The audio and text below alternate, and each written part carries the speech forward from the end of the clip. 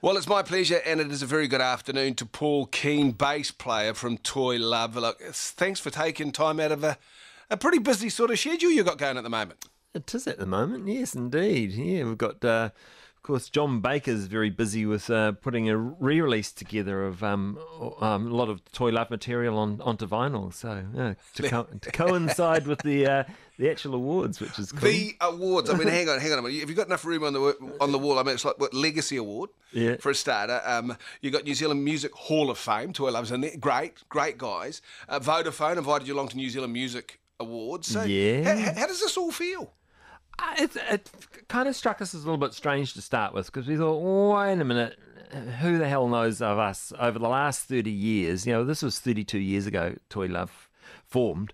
So we just kind of thought that we weren't quite right. But then thinking about it, well, the music's bloody good. You know, you listen to it. And Chris Knox is a very good songwriter, and we had a really distinctive sound. We had a Mike Dooley on the drums with his really interesting kind of rolling beats, and Jane Walker banging away on a clavinet, which, you know, rather loud, and me with my twangy bass sound, and Alec Bathgate on guitar doing his distinctive sort of sound. And you listen to it and you think, this music's a bit timeless, and this is good that they're choosing a band that's not your kind of number one favourites or the best sellers, and it's more for the music and more, you know, what we represent, but also a little bit of maybe how we've influenced music in New Zealand, because a lot of people say, well, we think, you know, that whole Flying Nun thing, you know, wouldn't have happened without Toy Love. Well, Toy Love was a big starting block, if people are brutally honest. But when I went back and racked my brains, because, you know, you go back to 1980, 1979, and you go, it's 1978, you're scratching your brain and going, what was I doing? Oh, yes, I remember what I was doing. No, there's some things I shouldn't have been doing.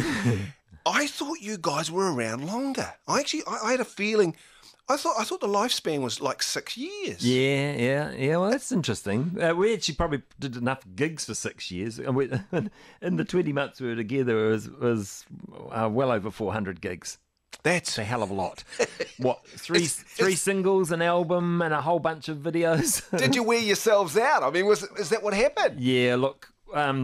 Alex got a whole list of our gigs together. He's got when we did gigs, when we did recording, all that stuff, and I've just got hold of it today. And looking on here, we did our recording in June. We started recording June 2000.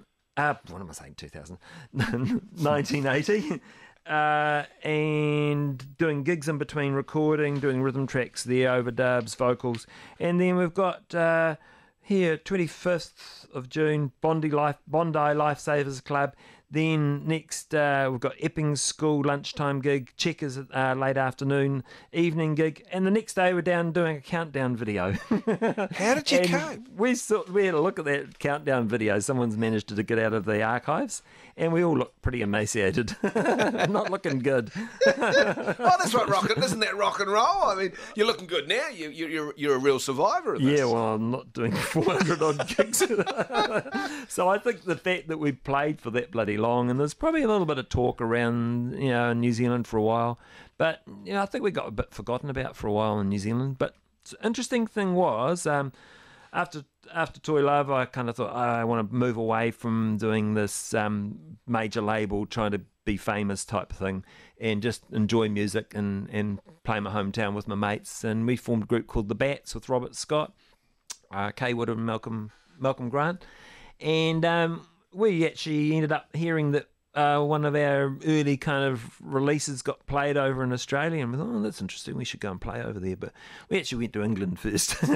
But eventually when we got to Australia, we thought Robert, who was in the band, is also in a group called Kean, which a lot of people probably know about. We thought, oh, everyone's going to be interested in what's happening with the Kean. But no, they weren't. They were interested in what happened to Toy Love. They were asking me all about Toy Love. You know, so you had to rack your brain. As I said, I'll go back to it. I really thought there was a 6 year lifespan. It wasn't. I mean, because you guys did it. You did so much. Now, I've got to ask this question. I mean, the Czechs, they're a bunch of young guys have just broken up. You know, great little band. They've broken up. You got the likes of 5 Mile Town and others that are forming. What's your advice to these guys that may have a very short life as a band together? What should they do with their talents, and where should they go? I would say if you're really committed to it, I'm afraid New Zealand's probably not the place to try and make it big. If you make it big in New Zealand and then try and transfer that overseas, you probably go over with a wrong attitude, you know? Like you head to Australia thinking, hey, we're big in New Zealand. And they're like, you scum, who do you think you are? Yeah, Tasmania's bigger, mate. It's very hard also to get into the States. They're very protective. It's quite tricky to legally go and play there. You have to go through the visa process and have a sponsor and all that. Europe's not quite so bad, and a few Kiwis managed to find a grandparent that's maybe from there and get a British passport or an Irish passport or something like that. But just don't burn yourself out trying to be big in New Zealand, or don't try to be big. Just don't try to be big. Just enjoy. Try to be big. Just enjoy it. Toy love is, and obviously to be put into the New Zealand Hall of Fame, the Music Hall of Fame. What does it actually mean to you? It gives kudos to the Hall of Fame. It's an interesting way to put it, I know, but that's what I was kind of leading to before. I was kind of thinking, hey, do we really want to go into this Hall of Fame? Do we fit? And you look at some of the other acts, very respectable bunch of people in there. But we were kind of a little bit different. I think we were out there on the edge. Yeah, I don't know that we were trying to imitate the latest fashion or, people say we were punk, but we weren't really. Enemy might have had a touch of that, but you listen to the whole catalogue and there's not that much punk in there. Well, I'll tell you what, thanks for joining us this afternoon, Paul, and we're gonna see what the audience thinks of your music and the fact that you're in the New Zealand Music Hall of Fame. All the best. Thank you.